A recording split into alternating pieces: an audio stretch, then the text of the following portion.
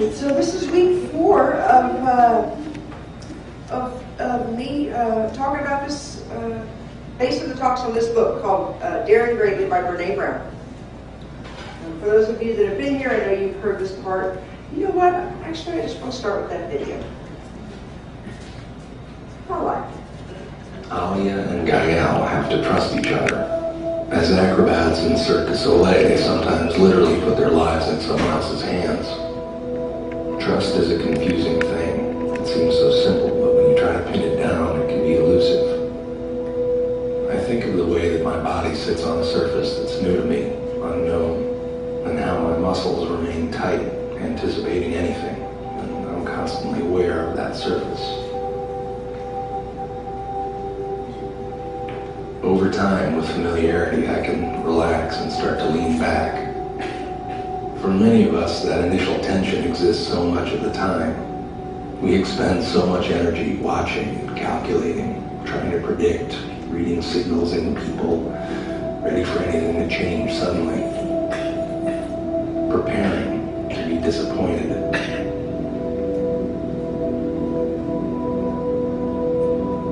So much energy spent. We talk about trust as something we build, as if it's a structure or a thing, but in that building there seems to be something about letting go. And what it affords us is a luxury that allows us to stop thinking, to stop worrying that someone won't catch us if we fall, to stop constantly scanning for inconsistencies, to stop wondering how other people act when they're not in our presence. It allows us to relax a part of our minds so that we can focus on what's in front of us. And that's why it's such a tragedy when it's broken. A betrayal can make you think of all the other betrayals that are waiting for you and things that you haven't thought of, and people you rely on. And you can feel yourself tightening up, bracing, and in the worst cases, you might resolve to trust no one. But that doesn't really work. Trust is your relationship to the unknown, what you can't control. Everything. And it's not all or none. It's a slow and steady practice of learning about the capacity of the world. And it's worth it to keep trying. And it's not easy. Alia says that trust is like a fork, not one way, but many ways. Physical, emotional, maybe something else. Uh-oh. I almost imagine trust as these invisible hands that we stretch out into the world looking for someone to hold on to as we walk into the unknown future. Alia and Gael began practicing together as friends, and now they are a couple. It took time. So who do you trust? How can you grow it?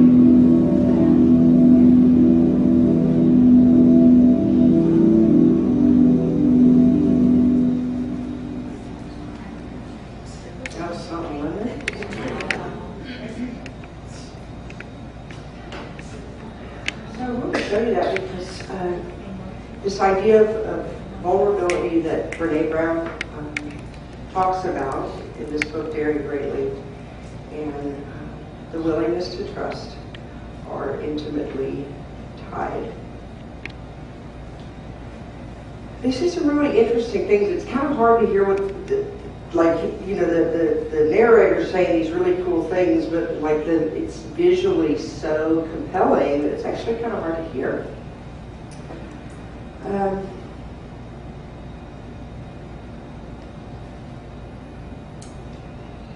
The thing that struck me about this is when he says over time and with familiarity we can relax and start to lean back. And so how I want to tie that to vulnerability is to say that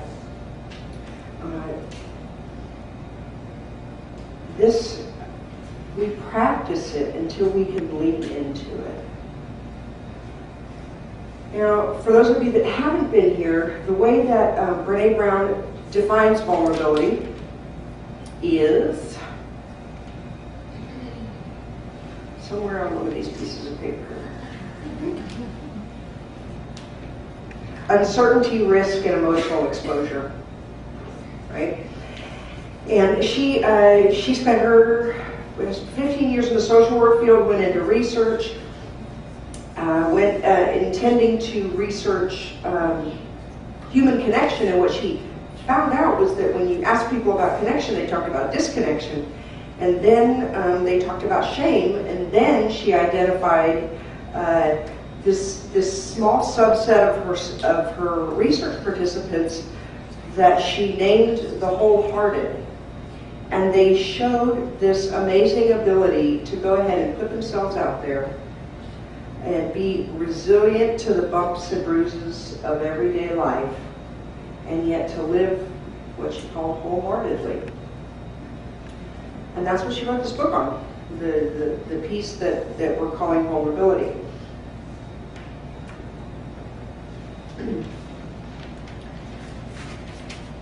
So I want to remind you why it is that it's important that we talk about this. I mean, other than from a psychological perspective. From a spiritual perspective, if we are really here co-creating our lives with the power and presence that we're calling Spirit or God, creation only happens when something new comes where there was nothing before. And so the way to wrap that up is with a quote from Alan Cohen that says, life begins at the end of your comfort zone. Because that's where creativity, innovation, and change take place, at the end of our comfort zone. What Brene Brown also says is we are vulnerable. By nature of our existence, we are vulnerable. Our choice is whether or not to embrace it. We have the choice of pretending like we're not vulnerable, and then we build these really elaborate walls or glass houses or stone houses, whatever it is, in the attempt to keep ourselves from being hurt. The problem is, of course, that what we do is trap ourselves on the inside. And I guess that it's a good strategy if your theory is, well, if somebody's going to hurt me, it might as well be me, then go ahead and build your wall. But that's about the only thing it's good for. One of the points, actually what we're going to talk about today is how we shift a culture that rewards invulnerability. I hope by this point, the last 3 weeks have inspired you to the idea, or to embrace the idea that this thing called vulnerability is a good thing, and that you're willing to give it a test run.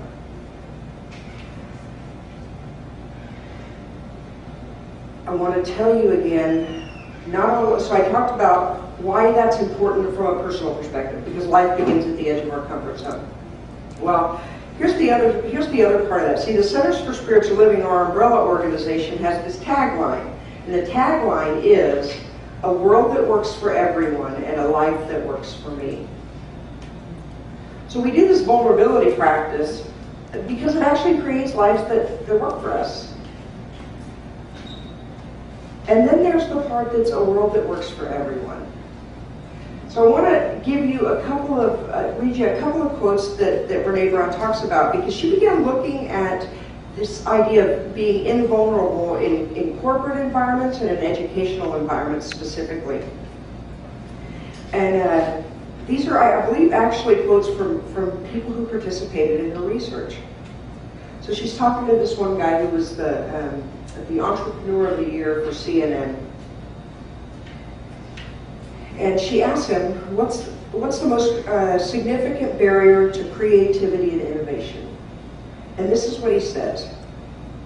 I don't know if it has a name, but honestly, it's the fear of introducing an idea and being ridiculed, laughed at, belittled. If you're willing to subject yourself to that experience, and if you survive it, then it becomes the fear of failure and the fear of being wrong. People believe they're only as good as their ideas, and that their ideas can't seem too out there, and they can't not know everything.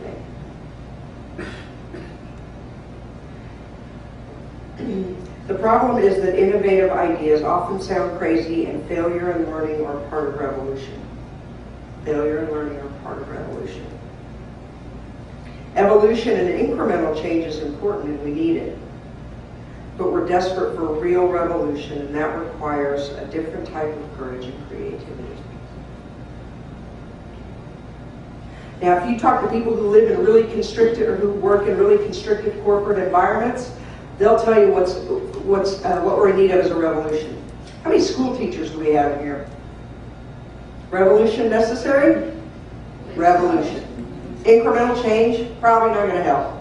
Well, incrementally, maybe. This is a kid from her research. There are times when you can ask, talking about a classroom, there are times when you can ask questions or challenge ideas. But if you've got a teacher that doesn't like that, or the kids in the class make fun of people who do that, I think most of us learn that it's just best to keep your head down, your mouth shut, and your grades high. See, the thing about it is we not only need it in the classroom, we not only need it in the corporation, but there's a lot of stuff going on in the world that's going to require a tremendous amount of creativity, innovation, and change in order to shift. And that can only happen if we're willing to step out there. And so what we have to commit to is to becoming leaders. And I don't mean the leaders of corporations. I don't mean any of those things. I mean what Brené Brown says when she talks about a leader. And that's anyone who holds him or herself accountable for finding potential in people or processes.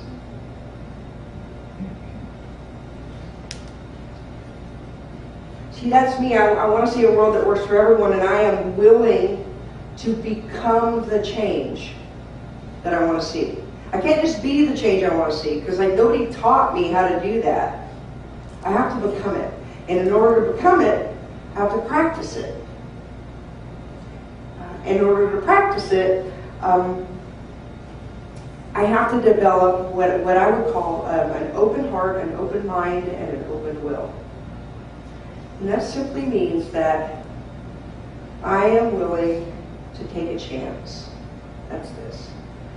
I'm willing to have an open heart. This means I'm willing to think differently or hear a different perspective. And perhaps most importantly and hardest to pick up is, based on my experiences, my conversations, my insights, my interactions with you, I am willing to be different. I am willing to act differently. I am willing to be moved. And all of that is risky.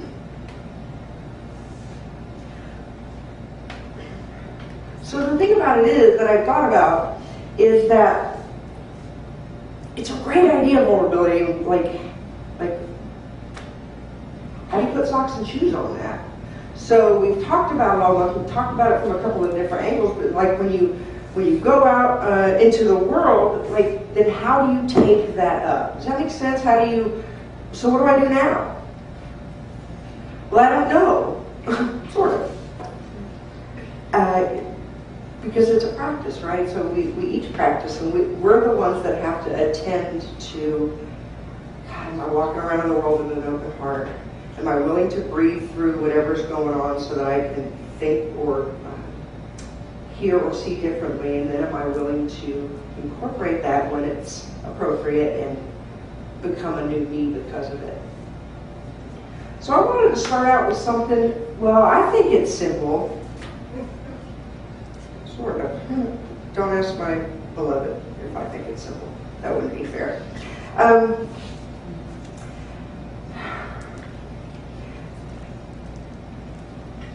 About 7 years ago, I started working with a concept for myself that I called undefended. What's it like to walk around in the world undefended?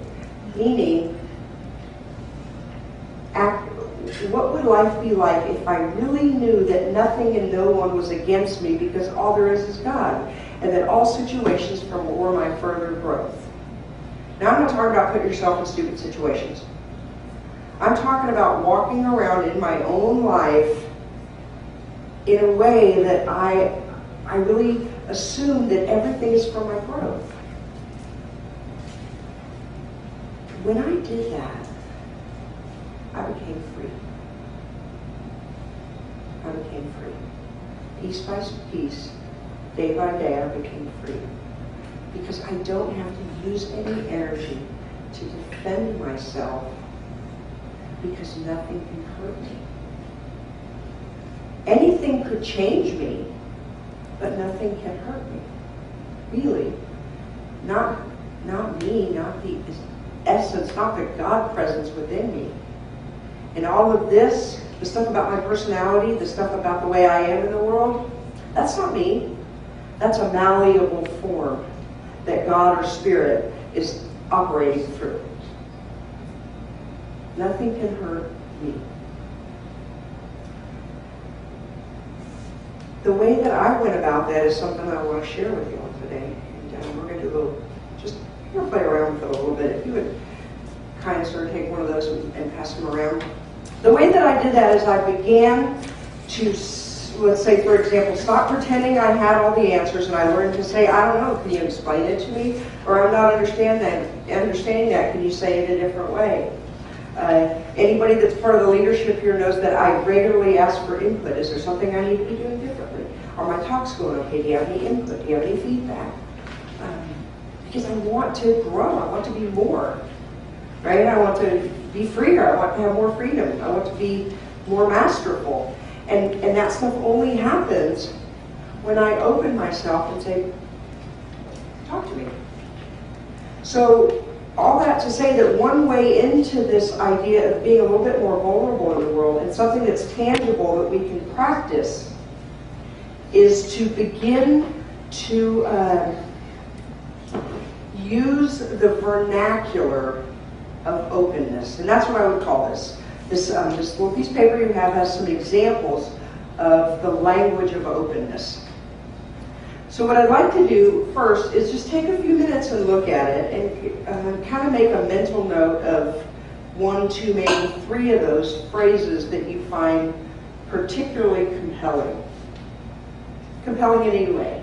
And then find a person or two next to you and talk about that with them for a couple of minutes, and listen to what they've said, and then we're going to go on to the next piece as soon as you do that. So everybody, did I explain that pretty clearly?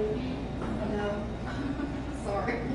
All right. Do you get the piece of paper? Got it. I'm affirming that there's a phrase or two on there that jumps out at you. You're going to actually have a conversation, a dialogue with the person next to you or a couple of people next to you about that phrase, what speaks to you, why you particularly hate it, why you love it, why you use it, why you don't.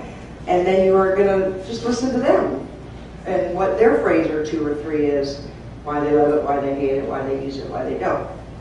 We're going to take about 5 minutes to do that, and then I'll ding you when it's time to turn your attention back to the front.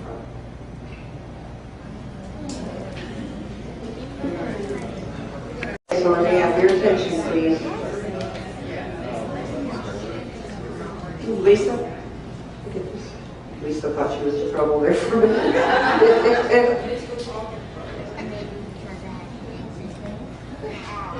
So, of course, the first part of practicing something is like identifying what it is that you're seeking to practice. And what I want to know is are you willing to practice this vulnerability thing a little bit more? Let me see a show of hands if you're willing to practice a little more. All right. Great. So I'm going to sit right here, and I'm going to ask you to come up as you're ready. And we'll just have a couple people come up and share. And share what? Share what? Whatever you'd like about the exercise. Oh, okay. You need explicit instructions. You know that. Because you're a school teacher. All right. I know our time is limited. Yeah, I'm a school teacher too, and I like to have that environment where students can say whatever they on their mind. This happened this week. Student didn't pass the test. He comes, I shake their hands every morning, and he looks me dead in my eye. I was like, teach him how to do that, and says, Mr. Stowers, I'm disappointed in you. And he walks in the room. Now, and at first, normally, if this was a long time ago, I think I would have been shocked. But because I had disappointment already in myself that he didn't pass, it resonated. And those things that are on that list is exactly what I did. We sat down, talked to it. He claimed his part about it. And we said, I said, what can we do next time? And that began the dialogue. And I thought it was the most beautiful thing, but I know there was a time where I couldn't have done that. I would have taken it very personally. And so it's a huge step. And I was really impressed more with the kid than anything, that he had the courage to do that. And it was an affirmation of these principles that we've been practicing, because that's been one to establish in my classroom this year. So just want to share.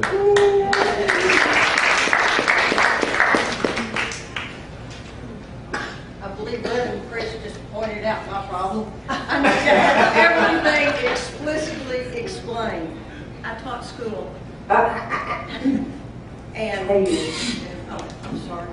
Talks about anyway. Because I need this on tape to blackmail you later. I've always wanted this to be blackmailed. By me. By her. See, I don't know. I used to create in the classroom a situation where that was not acceptable. You know, I don't know. I know you don't know. That's okay. That's the reason you're here, and that's the reason you ask questions, and no question is too dumb.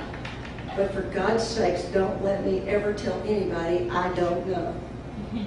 Because that would just be completely and totally against my whole being. I was supposed to know everything. It's okay if you were a kid and didn't know. It's okay if you were a parent and didn't know. But it was never okay for me. I had to know everything. I have learned through the years I don't. I don't know everything. I never will know everything. And only recently am I beginning to understand that I can say I don't know. I have no idea. Because for a long time, as Catherine and I were talking, I'd make up something.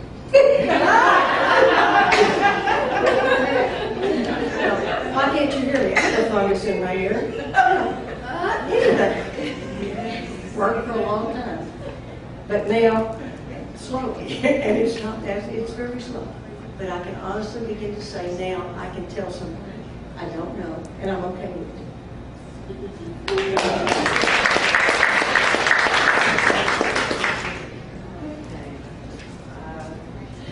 Hi. I just wanted to Who you say, are. oh, I'm Angela Taylor. Candace's cousin.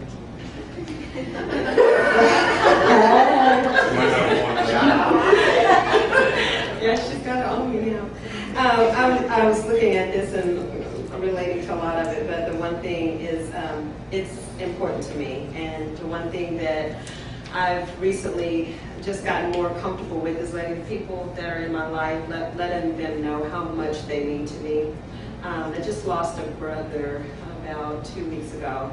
And losing him was very hard because he was young and had a lot of life in him. He gave a lot to the family, and you know, we don't have a lot of males in our family that we can just reach out to. So, you know, I don't think I really got a chance to tell him as often as I would have liked to, how much he meant to us as a family. You know, he knew that. We knew he knew that. But it's important to me to make sure everyone that is in my life, for whatever reason, friendships, relationships, people that have just connected to you on a different level, you may not even know, how much you love them, appreciate them, and what they mean to you. And that puts you in a little bit of a vulnerability, you know, because you don't know how they feel about you, but it doesn't matter. You just have to make sure you let them know how you feel about them.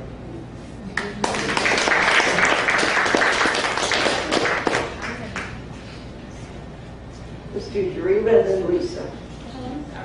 Oh, baby. Okay, I am Jareva.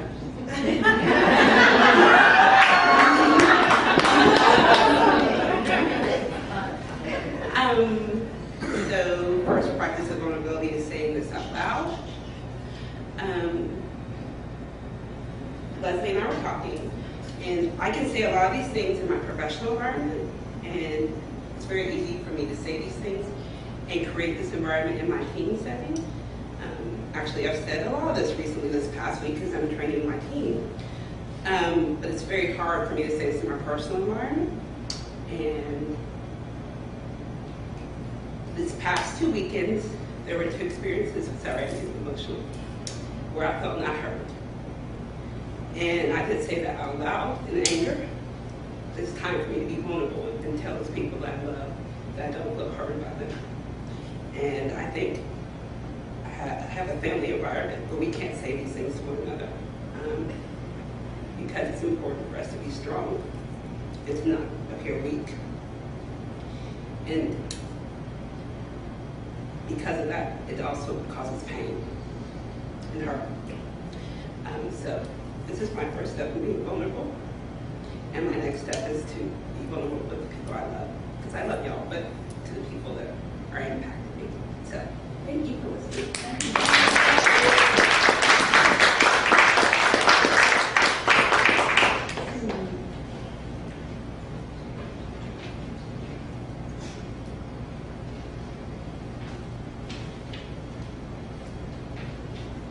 I come from a line of peacemakers. So in our family, we did not say I disagree. We talk about it. It would always be ignored or something that lies under the surface. And I've noticed that I never say I disagree. I always go, yes, and, or something like that. And it's not part of my language to say I disagree. And there's something really powerful in saying that. So right now, this is the first time publicly probably I've ever said this. I disagree. Can we talk about it?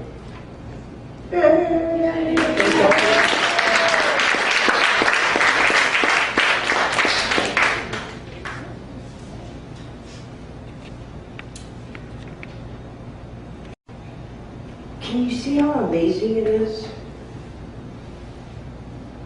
You see how amazing it is? And can you see how Rodney's willingness to practice is rubbing off on his students? And we don't know where that ripples to. We don't know.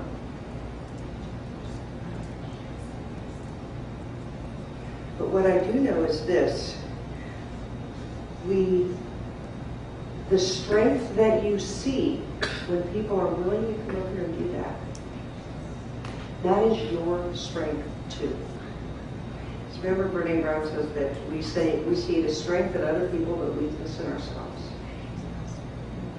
And it's a lie.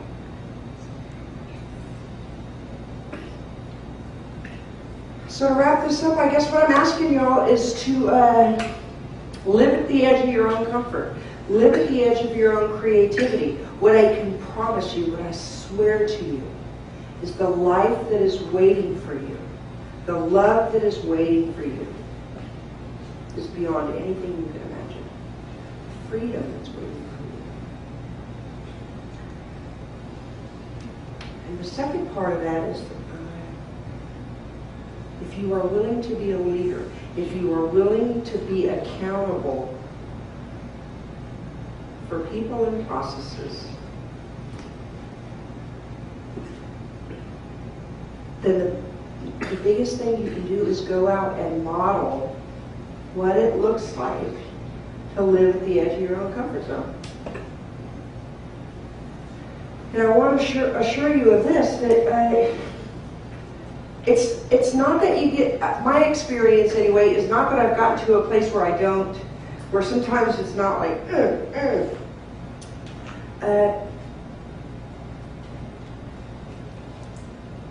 but yeah. So the more vulnerable you're able to be as a way of being in the world, it may hurt more, but it will bother you less. It may hurt more, but it will bother you less. Let's pray.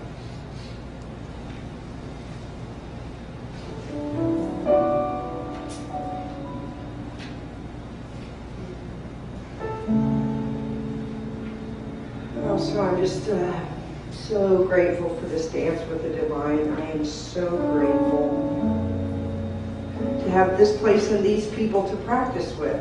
Because what I know is that we are, all of us, the absolute essence of spirit. And then I know that we are the relative presence of spirit as well. And that's the part of us that is showing up and growing up in time as God, as spirit.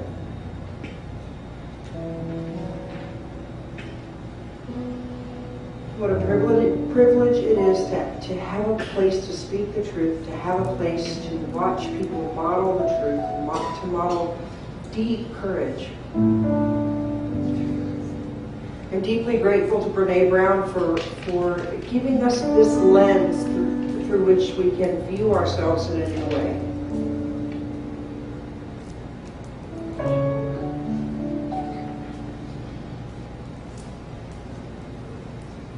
And so I'm remembering, actually not remembering, I'm reading,